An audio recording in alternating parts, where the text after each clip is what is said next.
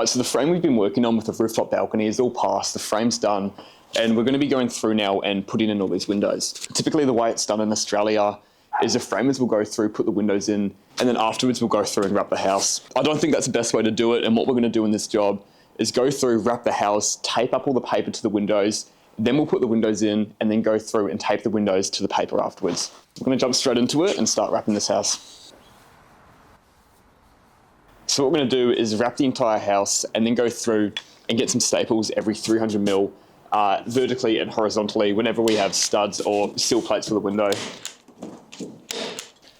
I need to make a quick correction on this. It's not so much a correction, but something we got advised to do differently. So for starters, the house wrap and all the tapes we're using are all from Pro Climber. And I want to make it clear that this isn't sponsored. I'm not affiliated with them at all. But this is my first time working in the job with Pro Climber's products. So I thought it'd be pretty cool to make this video and go through the process. So the house wrap we're using, this isolation is called Solitex Extensana. I'm definitely saying that wrong, so please roast me in the comments. And I'm sure throughout this video, there's going to be at least 1 or 2 times where I'm going to refer to the house wrap as paper. It's definitely not paper. I don't know how it's happened, but on work sites I've been working on and with my co-workers, we've just got into this bad habit of calling house wrap paper. We've changed so many words, and I'm trying to be conscious when I'm making these videos to call things their proper name and not use this lingo and these alter names that we use on the work site. So one awesome benefit about the Solitex Extensana, this house wrap that we're using, is that it's UV rated for up to 6 months. Which sounds alright, but then when we compare it to most isolation that I've seen wrapped around most of the houses I work on, they're rated for up to 3 days. Unless you're working at a volume build, pumping out the houses, I can tell you that houses don't typically get cladded in 3 days. So if you do work on some of these houses, you will see that this isolation starts to weather before it's fully cladded. Another really cool thing about this house wrap is, like most wraps, water isn't going to come through from the outside. But what's so cool about this wrap though is if there was water or moisture on the inside of the wrap, it can actually pass through from the back of the wrap, come to the front, and then it's stuck at the front and it can't come back into the house. All right, so I feel like I've gone on a bit of a tangent here talking about this product. I did mention early in the video I was going to go through with the staples and staple every 300 mil against the stud and the sill plates. So after saying that, the rep came out to have a look at what we're doing, and he said we don't have to do that. So what we got told we could do is go through and staple the top of the sheets and the bottom of the sheets and run one line of tape over all of those, encompassing most of the staples. Alright, so the house is wrapped and we've gone through and taped the joins. When we did apply this wrap too, we're trying to make sure all our staples were where the joins are, meaning that this line of tape is going to cover a lot of the staples. You might be able to see here we do have a few staples that aren't covered in tape, and we will go through afterwards and cover all of those with small little patches of tape. The next thing we're doing though is we're going to put these cap nails in. We don't need a lot of them, but we will be putting them in the middle of the sheets and spacing them roughly every 4 studs. So we don't need a lot of them. It's just an extra mechanism to help hold that paper in place. And what we're also going to do while I'm here on the ladder is we're going to tape, I'm just going to cut a small square.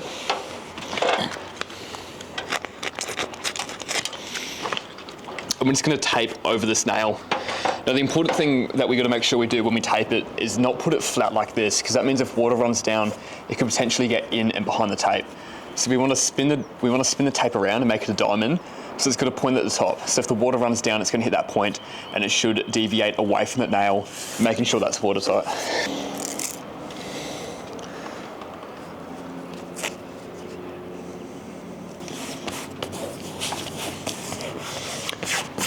So that's how we do it.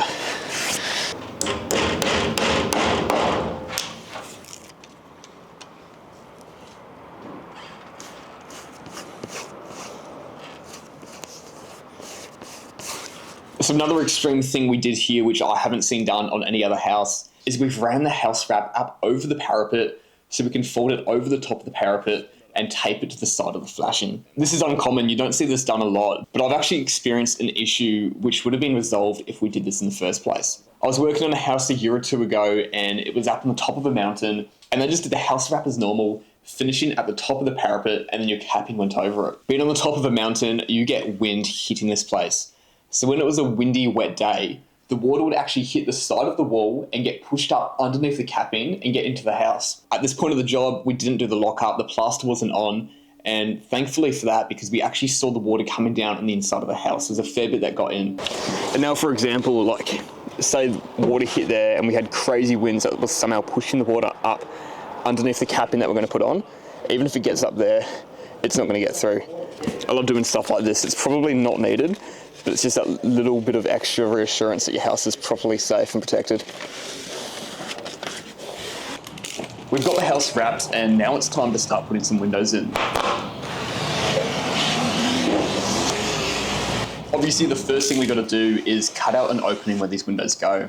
I'm going to start by inserting my knife into the very corner of this window opening and slice through on a 45-degree angle. I'm going to do that from all the corners and then just cut through in the middle so all this paper's loose and we can tuck it around the frame. I'm just going to leave it long for now, but pull it really tight and staple this off to the back side of the stud.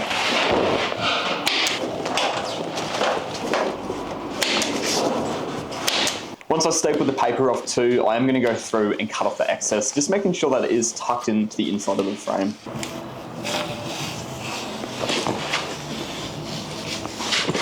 Now, folding the paper around the frame like this, we can see that all the corners are exposed. You can see the timber coming through in the corners.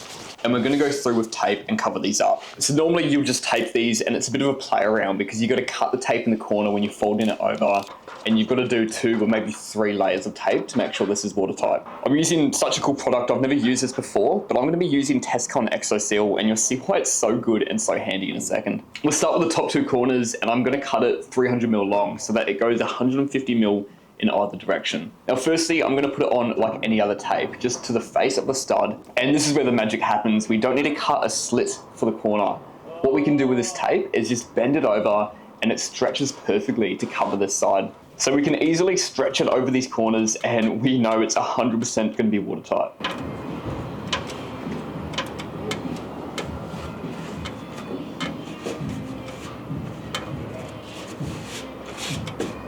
For the bottom, we're going to do the same thing. It's going to come up 150mm on each of the studs, and then along the bottom, it's going to be one long continuous piece sitting on the sill. This is one of the coolest products that I've used on the work site. It's got me really excited to be using this. As I said, this is my first time using this tape, and I'm loving it. If it didn't cost so much, I'd love to use this in every single job because it makes the process so much easier, and you can sleep easy at night knowing that these corners are definitely watertight. As I go along the bottom too with the sill tape, I want to make sure it's as flat and even as possible, because if our window sits in it, we still want to make sure that it's level and not have to play around with packers. I did recheck the sill and it is perfectly level even with the sill tape on it, so that makes our life a lot easier as we can just sit the window on the sill and worry about getting it plumb either side.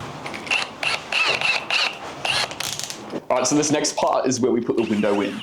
So we're going to be doing this a little bit different to what the product guide says. There's a certain tape that we put on the window which connects the window to the paper that we've put on around the house. What we're meant to do is go through now and put it onto the window before we install the window. I'm not going to be doing that. I'm just going through now and pre-drilling my holes, getting the screws ready. And the reason we're not doing it is because we tried it previously on one window and the prefab frame openings were a little bit tight height-wise. There's only a couple that were a bit tight, but this one we're putting in right now seems like it's one of the tight ones. We might struggle to get the window in, and because of that, we don't want to put the tape on first, and I think we should be able to do it secondly. Like the sill tape that we used, this tape around the window is a little bit unique, different to what I've ever used before, so we'll get into that once the window's in place, but for now we're just going to focus on putting the window in. Now the first thing I'm going to do once you put the window in is put my ruler up against the framework and make sure that our window frame is sitting out flush with my ruler. The ruler is 10mm thick, which is the same thickness as the plaster we use.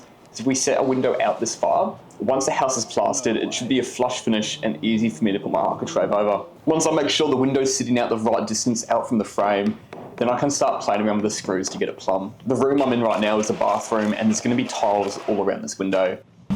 Even though the window is plumb, the more important thing I want to worry about in a wet area, make sure this is parallel and works the tiles. Alright, so this is the external tape that we're going to be using to attach the outside of the window to the paper, to the wrapping. I think this is intended to actually be wrapped and put on the window before you lift the window into place. The reason we didn't do that is because the prefab openings were quite tight. We struggled to get that window in, so we didn't want to have to worry about having this tape in there getting folded over. But as you can see, we got 3 different backing tapes here, which we can pull off one at a time. So you could, in theory, go through, tape this first 10mm one to the window reveal, and just leave that on there for now, and then leave it there until you're ready to tape the rest, and then you pull them off and tape it onto the paper. I think this way is going to work quite well anyway. We're going to achieve the same result. It's just level of difficulty in doing it. So it's my first time trying to do this. Let's see how we go.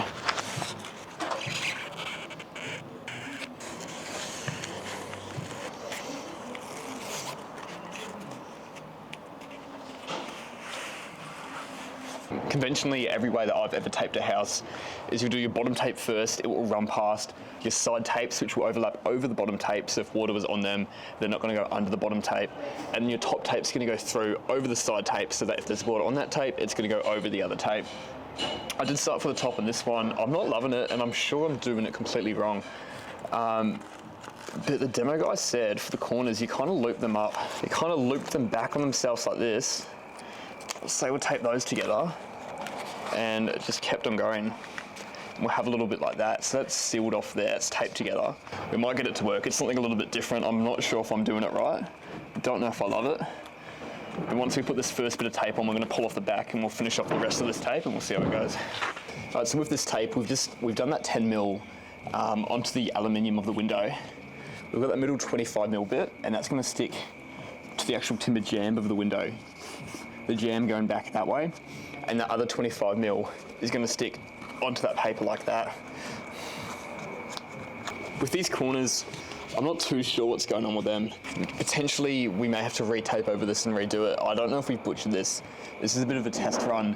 And as I said, this tape was meant to be applied to the window before we lifted it in. So if we did it the other way, we're gonna have this angle going the other way. I think this is a bit short. I probably should have them a bit longer than that. But for this one, I might finish up and we might just have to end up running another thing of tape over it just to seal it all properly. Let's just tape the rest of this off though and see what we can do.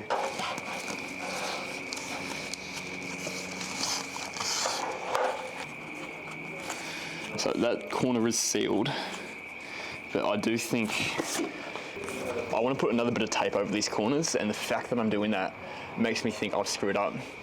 As I said, obviously this tape was meant to go on the window first, so like we're not following the installation instructions, so maybe we just do that next time, and hopefully then it'll look a little bit better. Right, so we've got a few windows in today. You can see the front of the house is wrapped. Still so much to do, but yeah, we're going into winter now and the sun's going down, so we just have to try to pack up. This is the inside of the house now with it all wrapped. So I'm trying to run around near the torch just to find all the tools.